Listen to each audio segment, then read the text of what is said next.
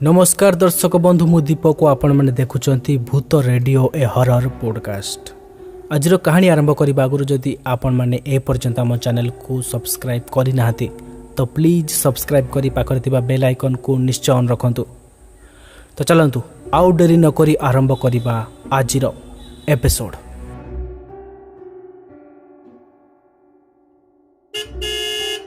से दिन थिला गोटे लंबा राति।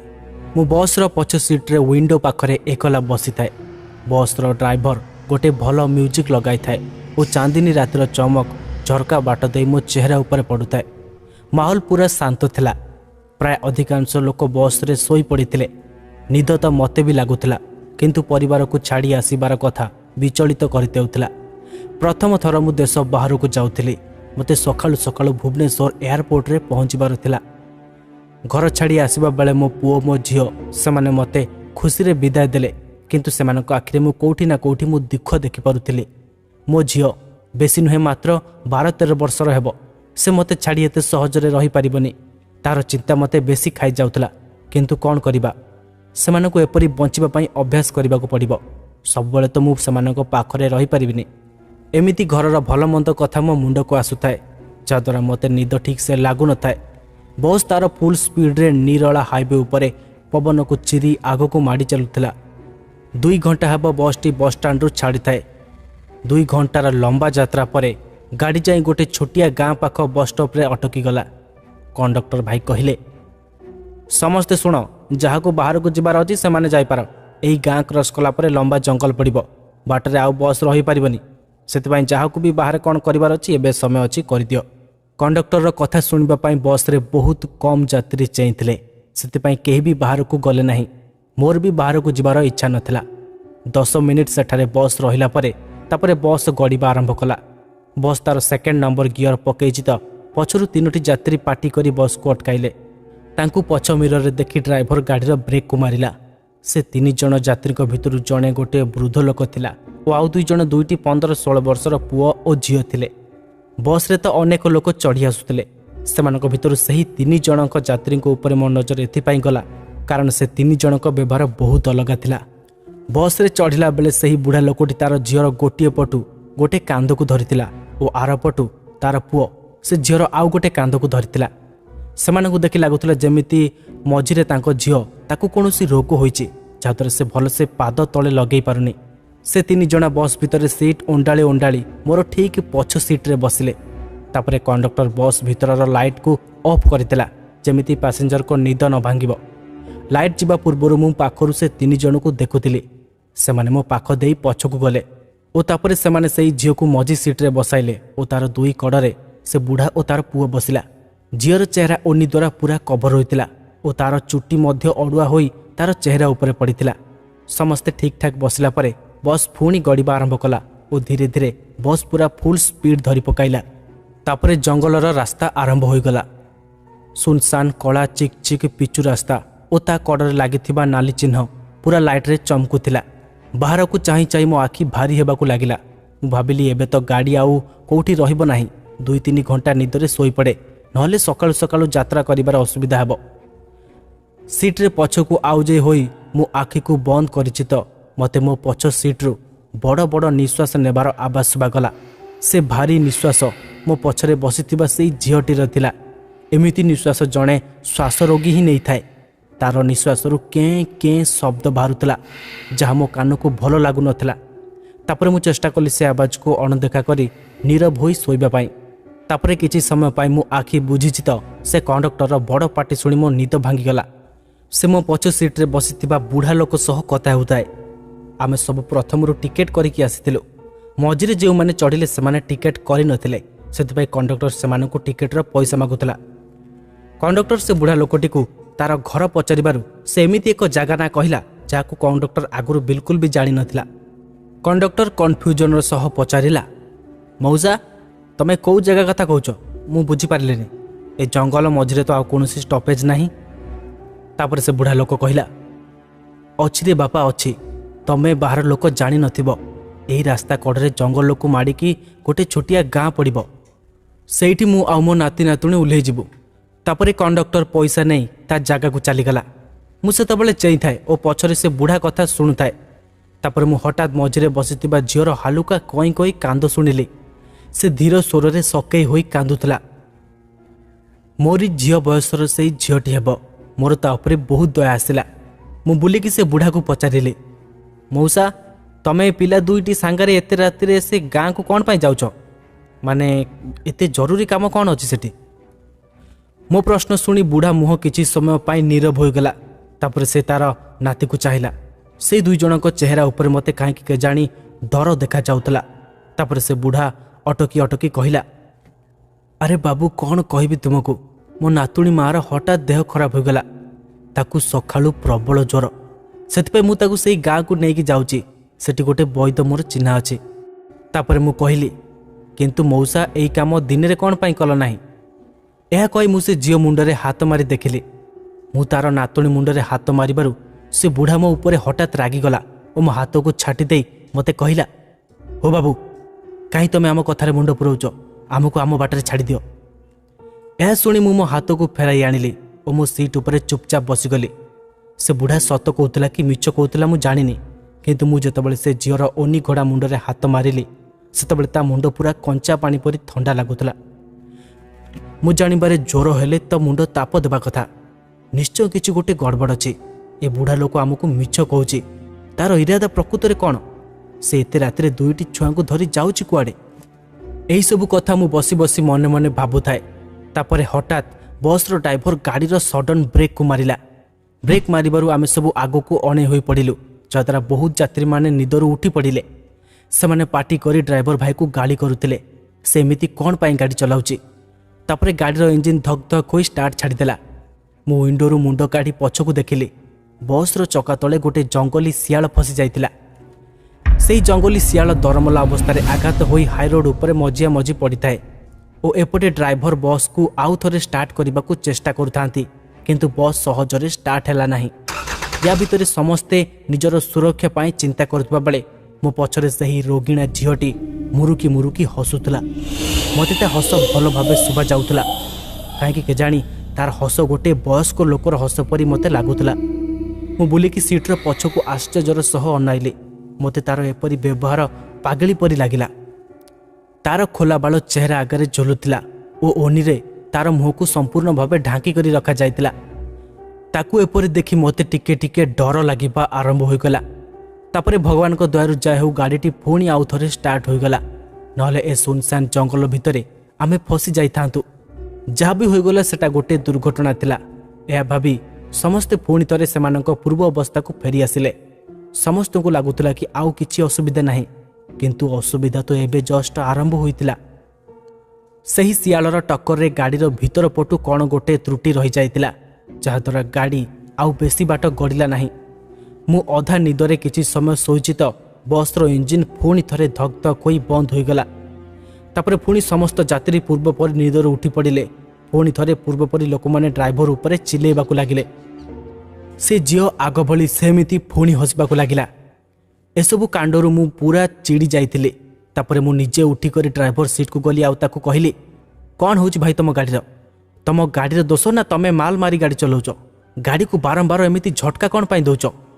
ତାପରେ ଡ୍ରାଇଭର ଚିନ୍ତାର ଚେହେରା କରି କହିଲା, ଆରେ ଆରେ ସାର୍, ଆପଣ ଆପଣଙ୍କ ସିଟ୍ରେ ବସନ୍ତୁ, ମୁଁ ଦେଖୁଛି ପୁଣି କ'ଣ ହେଲା।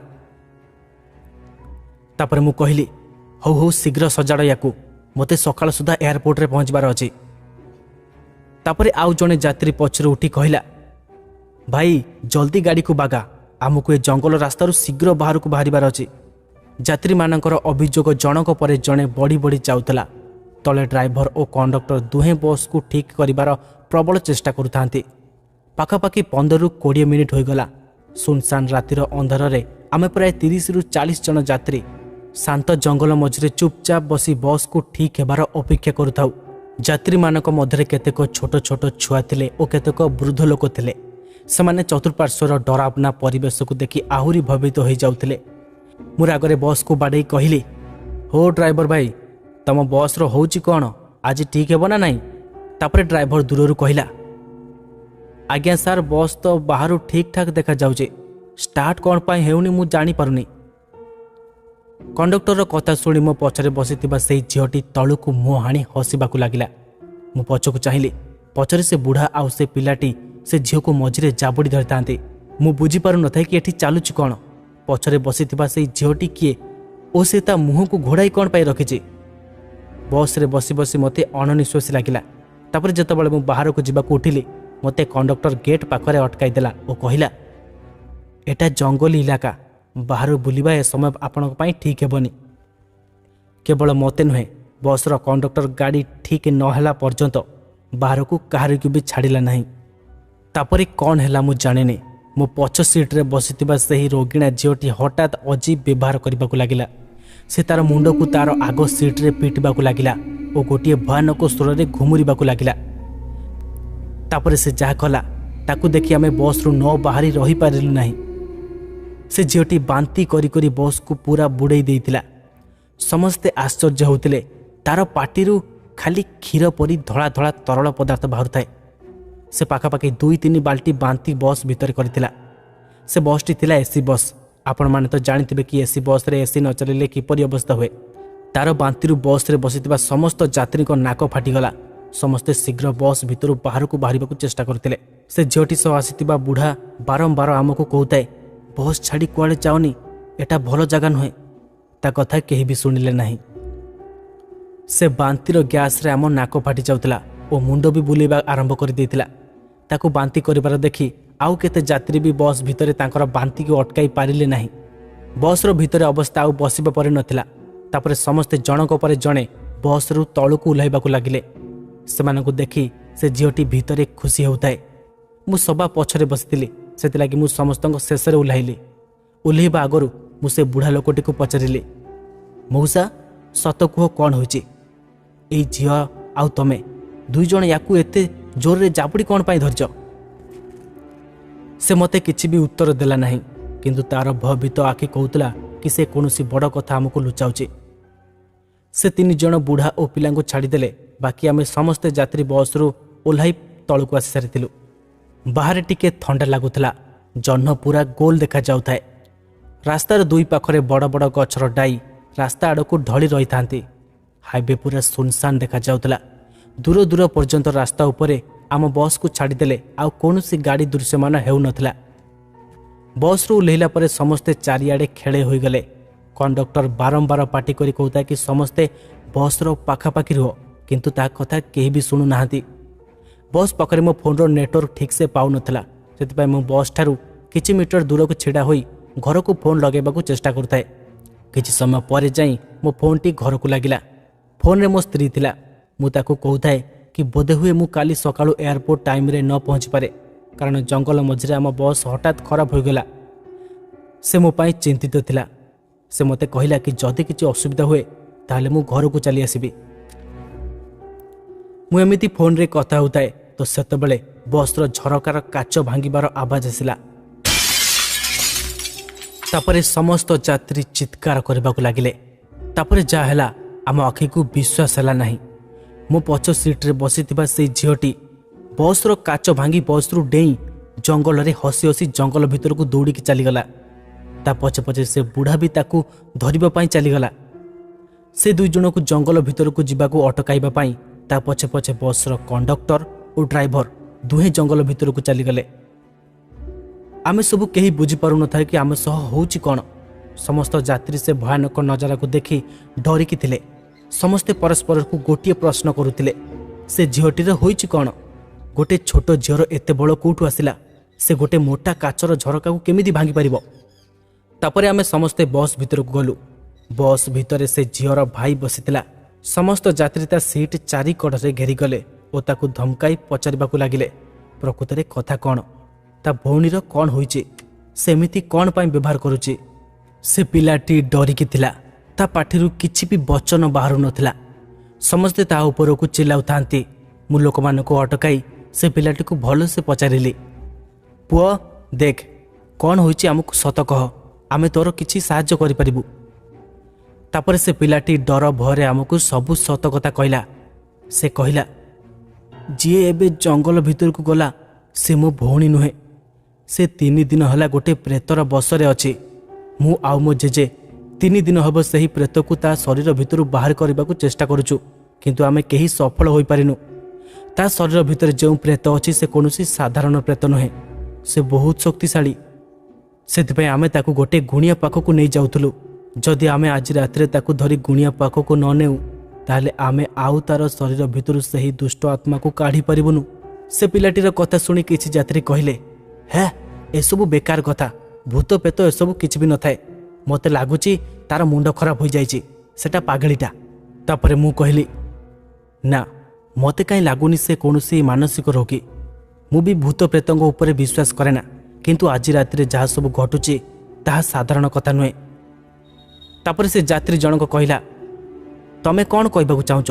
ଆମ ସମସ୍ତଙ୍କର ଏଠାରେ ଜଙ୍ଗଲ ମଝିରେ ଫସି ରହିବାର କାରଣ ହେଉଛି ସେଇ? ତାପରେ ମୁଁ କହିଲି, ହଁ, ତମେ ଠିକ୍ କହିଲ। ମୁଁ ପ୍ରଥମରୁ ତାକୁ ଲକ୍ଷ୍ୟ କରୁଛି। ସେ ଆସିଲା ବେଳୁ ଗୋଟିଏ ଅଜୀବ ବ୍ୟବହାର କରୁଛି। ମୁଁ ତାକୁ ଛୁଇଁକି ବି ଦେଖିଥିଲି। ତାର ଶରୀର ପୁରା ଥଣ୍ଡା ଥିଲା, ଗୋଟେ ଡେଡ୍ ବଡି ପରି। ଆଉ ତା ଉପରେ ଅଚାନକ ବସ୍ 2 ଥର ରାସ୍ତା ମଝିରେ ଖରାପ ହେବା କୌଣସି ଦୁର୍ଘଟଣା ନୁହେଁ। କେହି ଜଣେ ଏସବୁ ଜାଣିଶୁଣି କରାଉଛି। ତାପରେ ଆଉ ଜଣେ ବୁଢ଼ା ଲୋକ କହିଲା, ହଁ, ମୁଁ ବି ତମ କଥାରେ ଏକମତ ଅଛି। ଡ୍ରାଇଭର କହୁଥିଲା କି ଗାଡ଼ି ପୁରା ଠିକ୍ ଠାକ୍ ଅଛି। ଯଦି ଗାଡ଼ି ଠିକ୍ ଠାକ୍ ଅଛି ତାହେଲେ ଇଞ୍ଜିନ୍ ଷ୍ଟାର୍ଟ କ'ଣ ପାଇଁ ହେଉନି? ତାପରେ ମୁଁ କହିଲି, ଯଦି ଏକଥା ସତ ତାହେଲେ ଆମକୁ ସେ ଡ୍ରାଇଭର ଆଉ ସେ କଣ୍ଡକ୍ଟରକୁ ଶୀଘ୍ର ଖୋଜି ଆଣିବାକୁ ପଡ଼ିବ। ସେମାନେ ସତ କ'ଣ ନ ଜାଣି ଜଙ୍ଗଲ ଭିତରେ ତା ପଛେ ପଛେ ଯାଇଛନ୍ତି। ସମସ୍ତେ ସତ ଜାଣିଲା ପରେ ପଛଘୁଞ୍ଚା ଦେବାକୁ ଲାଗିଲେ। ମୋ ସହ ସେହି ଡ୍ରାଇଭର ଆଉ କଣ୍ଡକ୍ଟରକୁ ଖୋଜିବାକୁ ଯିବା ପାଇଁ କେହି ବି ରାଜି ହେଲେ ନାହିଁ। ଯିଏ ବାହାଦୁର ମାରି କହୁଥିଲା କି ଭୂତ ପ୍ରେତ ଏସବୁ କିଛି ନଥାନ୍ତି, ସେ ବି ଯିବାକୁ ଶେଷରେ ମନା କଲା। ତାପରେ ମୁଁ ରାଗିକି କହିଲି, ହଉ ଠିକ୍ ଅଛି, ଯଦି ତମେମାନେ କେହି ମୋ ସହ ଯିବାକୁ ଚାହୁଁନା ତାହେଲେ ମୁଁ ଏକା କ'ଣ ପାଇଁ ଯିବି? ଏଇଠି ରାତି ସାରା ଜଙ୍ଗଲ ଭିତରେ ଏମିତି ଫସିକି ରହିଥାଅ। ଯଦି ତମେ ଜଙ୍ଗଲ ଭିତରକୁ ନ ଯାଅ ତାହେଲେ ତମେ ଭୂତ ପ୍ରେତ ଠାରୁ ତ ବଞ୍ଚିଯିବ, କିନ୍ତୁ ଏଠାକାର ବାଘ ଭାଲୁ ଠାରୁ କେମିତି ବଞ୍ଚିବ? ମୁଁ ଜାଣିବାରେ ଜଙ୍ଗଲର ହିଂସ୍ର ଜୀବମାନେ ଏବେ ବି ଆମକୁ ଦେଖୁଥିବେ। ଯେତେବେଳେ ତାଙ୍କୁ ଲାଗିବ କି ଆମେ ଏଠାରେ ଫସି ଯାଇଛୁ, ତାପରେ ସେମାନେ ଆମର ଶିକାର କରିବା ଆରମ୍ଭ କରିଦେବେ। ମୋତେ ଦୁଃଖ ଲାଗୁଥିଲା। ମୋ କଥାର କାହା ଉପରେ କିଛି ବି ପ୍ରଭାବ ପଡ଼ିଲାନି। ସମସ୍ତେ ବାଘ ଭାଲୁ ଅପେକ୍ଷା ଭୂତ ପ୍ରେତକୁ ବେଶୀ ଭୟ କରୁଥିଲେ।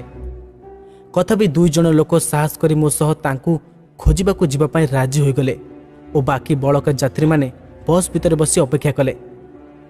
ଆମେ ଗଲାପରେ ସେମାନେ ବସ୍ର ଡୋରକୁ ଭିତର ପଟୁ ଲକ୍ କରିଦେଲେ। ଆମେ 3 ଜଣ, ମୁଁ ଆଉ 2 ଯାତ୍ରୀ, ହାତରେ ଗୋଟିଏ ଟର୍ଚ୍ଚ ଧରି ଜଙ୍ଗଲ ଭିତରକୁ ପଶିଲୁ। ରାତି ପାଖାପାଖି 2ଟା ହୋଇଯିବ। ଜଙ୍ଗଲ ପୁରା ସୁନସାନ ଥାଏ ଓ ଜୁଳଜୁଳିଆ ପୋକମାନେ ଆଖି ଆଗରେ ଉଡ଼ୁଥାନ୍ତି। ଆମେ କଣ୍ଡକ୍ଟର ଓ ଡ୍ରାଇଭରକୁ ଆବାଜ ଲଗାଇ ଲଗାଇ ଚାରିଆଡ଼େ ଖୋଜୁଥାଉ। ବହୁତ ସମୟ ଧରି ଖୋଜିବା ପରେ ଆମେ ସେମାନଙ୍କ ଭିତରୁ ଜଣକୁ ପାଇଲୁ। ଡ୍ରାଇଭର, ସେ ଅଚେତ ଅବସ୍ଥାରେ ଗୋଟିଏ ଗଛ ତଳେ ପଡ଼ିଥିଲା। ଆମେ ତାକୁ ଉଠାଇବାକୁ ତା ପାଖକୁ ଯାଇଛୁ ତ ଗଛ ଉପରୁ ଗୋଟିଏ ହସ ଶୁଭିଲା। ସେ ହସକୁ ଶୁଣି ଆମ ପାଦ ଗୋଟିଏ ଜାଗାରେ ନାଠି ହୋଇଗଲା ଓ ଆମ ହୃଦୟର ସ୍ପନ୍ଦନ ବଢ଼ି ବଢ଼ି ଚାଲିଲା। ଯେମିତି ଆମେ ଗଛ ଉପରକୁ ଟର୍ଚ୍ଚ ମାରିଛୁ, ସେମିତି ଆମେ ତା ଭୟାନକ ରୂପ ଦେଖିଲୁ। ସେ ଛୋଟ ଝିଅଟି ଗୋଟିଏ ଛୋଟ ଝିଅ ହୋଇନଥିଲା। ତାହାର ଚେହେରା ଗୋଟିଏ ବୁଢ଼ୀ ପରି ଭୟାନକ ଦେଖାଯାଉଥିଲା। ସେ ଗଛ ଉପରେ ଡାଳ ଉପରେ 2 ଗୋଡ଼ ଲମ୍ବାଇ ଓ ତାର କେଶକୁ ମୁକୁଳା କରି ବସିଥାଏ ଓ ଆମ ଆଡ଼କୁ ଅନେଇ ଠୋ ଠୋ ହୋଇ ହସୁଥାଏ। ସେ ଭୟାନକ ନଜାରା ଦେଖି ଆମ ଆତ୍ମା ଥରି ଉଠିଲା। ଆମେ ତୁରନ୍ତ ସେ ଡ୍ରାଇଭରକୁ ଛାଡ଼ି ବସ୍ ଆଡ଼କୁ ଦୌଡ଼ିଲୁ। ଆମକୁ ଆମ ଜୀବନ ବଞ୍ଚାଇବାର ଥିଲା। ଆମେ ବା ଆଉ କ'ଣ କରିଥାନ୍ତୁ? ଆମେ ବସ୍ ପାଖକୁ ଆସି ବସ୍ର ଡୋରକୁ ହାତରେ ଜୋରସେ ବାଡ଼େଇଲୁ ଓ କହିଲୁ, ସେ ଶୀଘ୍ର କବାଟ ଖୋଲ, ଆମକୁ ଭିତରକୁ ନିଅ। ବସ୍ ଭିତରେ ସମସ୍ତେ ଆମ କଥା ଶୁଣି ଭୟରେ ଥରି ଉଠିଲେ। ସେଦିନ ଆମର ପୁରା ରାତି ବସ୍ ଭିତରେ ପରସ୍ପରକୁ ଧରି କଟିଲା। ଆମେ ଭିତର ପଟୁ ବସ୍ର ଝରକା କବାଟକୁ ପୁରା ଟାଇଟ୍ କରି ବନ୍ଦ କରି ଭିତରେ ବସି ରହିଲୁ। ବାହାରୁ ସେହି ପ୍ରେତାତ୍ମାର ବିକଟଳ ଚିତ୍କାର ଭିତରକୁ ପଶି ଆସୁଥିଲା। ବସ୍ ଭିତରେ କିଛି ଛୋଟ ଛୋଟ ପିଲା ବି ଥିଲେ। ସେମାନେ ପୁରା ଡରରେ ଗୋଟାପଣ ଥରୁଥିଲେ। ଏମିତି ପୁରା ରାତି କଟିଗଲା। ତାପରେ ଆମେ ପୁଲିସକୁ ଫୋନ୍ କଲୁ। पुलिस स्टेशन जंगल ठारू बहुत दूर थिला। पुलिस को पहुँचु पहुँचु सकाळ होईगला। सकाळु सकाळु पुलिस आसी आमको उद्धार कला और ता सहित पुलिस को जंगल भितर से ड्राइवर आउ कंडक्टर और से बुढ़ा तीन जनक अचेत अवस्था पड़बार मिले। तापर से आम्बुलांस रे मेडिकल पठागला। पुलिस कर्मचारी माने आम कथा शुणी आश्चर्य होते। जड़े दुई जन कहले बोधहुए से माने विश्वास करि न थांते, किंतु आमे समस्ते गोटे कथा कहूलु, आत्मा। यार सत्यता प्रमाण करने सकाळु सकाळु पुलिस गोटे दल से झील को खोजापी जंगल भितर को जाइतिला, किंतु जंगल भितर से झील तांको केउठारे भी मिलिला नाही। एहीपरि भावे से जगह गोटे हॉन्टेड रोड नाम प्रसिद्ध होइगला। एबे भी जी भी सही बाट दे यात्रा करुचे ताकू रास्ता कड़े से ही कुनी झील छिड़ा हेबार से माने देखुचंती। प्राय सहर रे समस्ते जानिचंती कि से जगार कौन घटितिला। केही सेठारे गाड़ी रखती नाही। जे केही भी दया देखाई गाड़ी रखिब तार परिणति से निजे भोगिब।